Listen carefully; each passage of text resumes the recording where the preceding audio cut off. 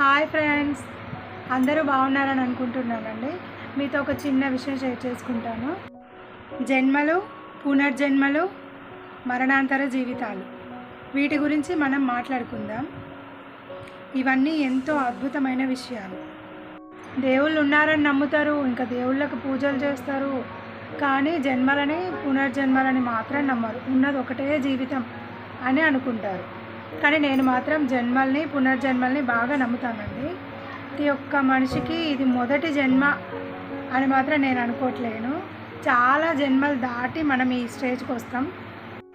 ఎన్నో జన్మల ప్రయాణం తర్వాత మనకు ఈ మానవ జన్మ లభిస్తుంది. జాతస్య హి ధ్రువో మృత్యు ధ్రువం జన్మ మృతస్య చ తస్మాత్ పరిహార్యర్థే నత్వం శోచితుమర్హసి.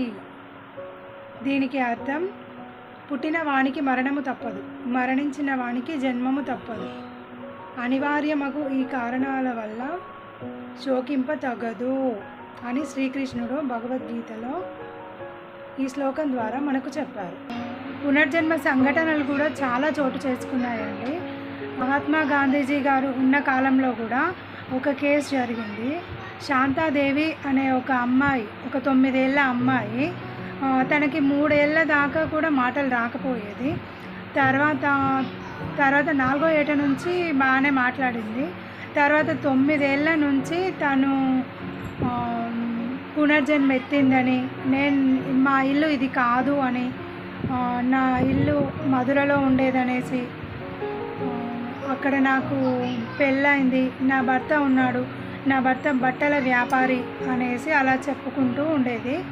అందరూ ఆమె మాటలు అసలు నమ్మలేదు మొదట్లో.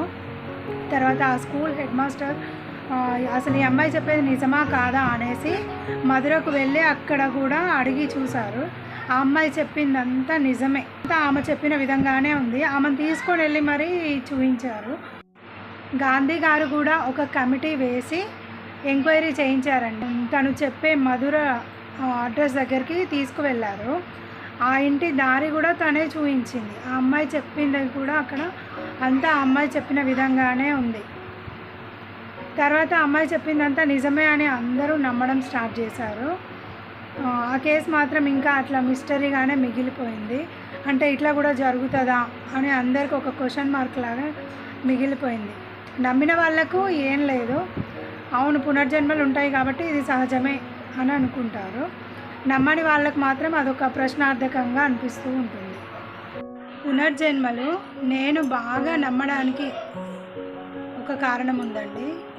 ఎందుకంటే ఇప్పుడు మేము ఉంటున్న మా ఏరియాలో, అంటే ఇప్పుడు నేనున్నది కాదు, నేను పుట్టి పెరిగిన ఏరియాలో, అక్కడ నాకు ఎన్నో ఇయర్స్ నుంచి అక్కడ నాకు ఆ బంధం ఉంది అన్న ఫీలింగ్ వస్తూ ఉంటుంది.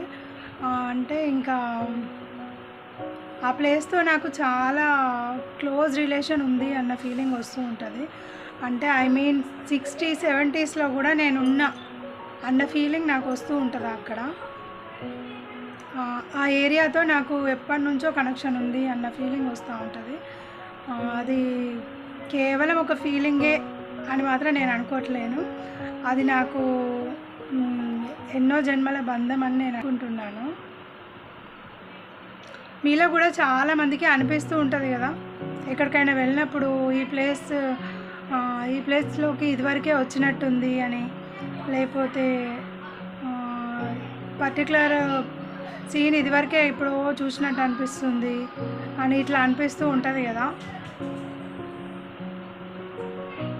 అందులో భాగమే ఈ పునర్జన్మ జ్ఞాపకాలండి. ప్రతి ఒక్క మనిషికి ఎన్నో జ్ఞాపకాలు, ఎన్నో జన్మల జ్ఞాపకాలు మన సబ్కాన్షియస్ మైండ్లో నిక్షిప్తమై ఉంటాయి. అవన్నీ మనం తెలుసుకోవాలంటే అవి ధ్యానం ద్వారానే తెలుసుకోగలుగుతాము. ధ్యానం చేసి వాటన్నిటిని తెలుసుకోవాలన్న ఆతృత కూడా నాకు చాలా ఉంది. తప్పకుండా తెలుసుకుంటాను. మనము ముందెప్పుడు చూడని వ్యక్తులను కూడా చూసినప్పుడు ఒక్కొక్కసారి ఈ వ్యక్తిని ఎప్పుడో చూసినట్టుంది కదా అన్న ఫీలింగ్ వస్తూ ఉంటుంది. అంటే ఈ జన్మలో ఆ వ్యక్తితో మనకు పరిచయం లేకపోయినప్పటికీ మన గత జన్మలు మనల్ని వెంటాడుతూ ఉంటాయండి. అవి సబ్కాన్షియస్ మైండ్లో ఉండడం వల్ల మనకి అప్పుడప్పుడు అలా తెలుస్తూ ఉంటుంది. ఈ కాన్షియస్ మైండ్లో ఇప్పుడు మన ప్రజెంట్ ఉన్నది, ఇంకా మన ఈ జన్మలో మనకి కలిగిన పాస్ట్ ప్రజెంట్ ఇవి మాత్రమే మనకి గుర్తుంటాయి. కానీ మన సబ్కాన్షియస్ మైండ్లో ఎవ్రీథింగ్ ఈజ్ రికార్డెడ్. ఒకే జన్మలో కొన్ని క్షణాలు చనిపోయి మళ్ళీ బ్రతికిన వారు కూడా చాలామంది ఉన్నారండి. వాళ్ళు చెప్పే విషయాలు చూస్తూ ఉంటే చాలా ఆశ్చర్యంగా అనిపిస్తూ ఉంటుంది. మనం ఎప్పుడైనా ఏదైనా తెలియని ప్లేస్కి వెళ్ళినా కూడా అక్కడ ఈ ప్లేస్ నాకు బాగా తెలిసినట్టుగా అనిపిస్తుంది, ఇక్కడికి ఇదివరకు నేను వచ్చానా అని అనిపిస్తూ ఉంటుంది. అవన్నీ మన గత జన్మ జ్ఞాపకాలు. అప్పుడప్పుడు మన సబ్కాన్షియస్ మైండ్లో నుంచి మన కాన్షియస్ మైండ్కి అప్పుడప్పుడు సిగ్నల్స్ వస్తూ ఉంటాయి. దానివల్ల మనకు ఆ అనుభూతులు కలుగుతూ ఉంటాయి. కొన్ని క్షణాలు చనిపోయి మళ్ళీ బ్రతికిన వారు చెప్పిన ఆశ్చర్యకర విషయాల గురించి మనం మాట్లాడుకుందాం. వాళ్ళు చెప్పింది ఏంటంటే, ఆ చనిపోయిన క్షణం ఎలా చనిపోయాం, కానీ తర్వాత క్షణం మాత్రం చాలా అద్భుతంగా అనిపిస్తుంది. అది ఒక ప్రశాంతమైన వాతావరణము, ఒక గుహలాంటి దాంట్లో నుంచి వెళ్తున్నట్టుగా అనిపిస్తూ ఉంటుంది. చీకటి గుహ లాంటి దాంట్లో నుంచి, ఒక టన్నెల్ లాంటి దాంట్లో నుంచి వెళ్తున్నట్టుగా అనిపిస్తూ ఉంటుంది. తర్వాత ఒక వెలుగు వైపుకి ఆ ప్రయాణం కొనసాగుతుంది. ఆ వెలుగులోకి వచ్చాక చాలా అద్భుతంగా అనిపిస్తుంది అని చెప్తూ ఉంటారు. నిజంగా ఎంత ఆశ్చర్యకరమైన విషయాలు కదండి. ఇంకా ఏదో వాళ్ళు ఒక కొత్త లోకానికి వెళ్ళినట్టుగా చెప్తూ ఉంటారు. అక్కడ అంతా ఏమో జరుగుతుంది, ఏదో ఒక పెద్ద ప్రక్రియ జరుగుతుంది అక్కడ అని చెప్తూ ఉంటారు.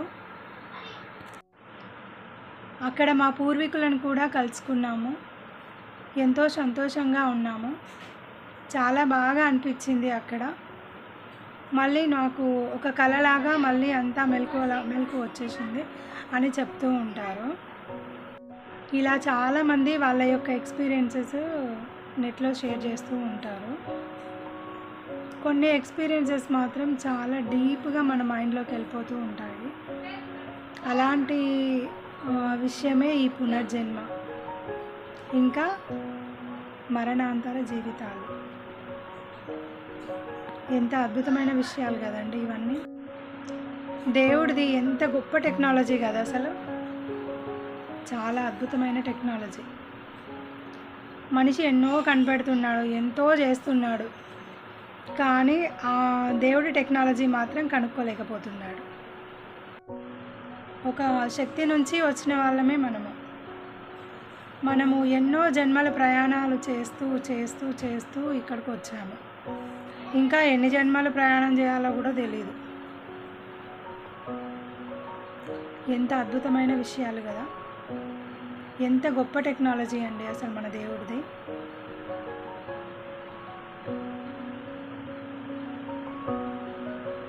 దేవుడిది ఎంత పెద్ద ప్రయోగశాల కదా అసలు.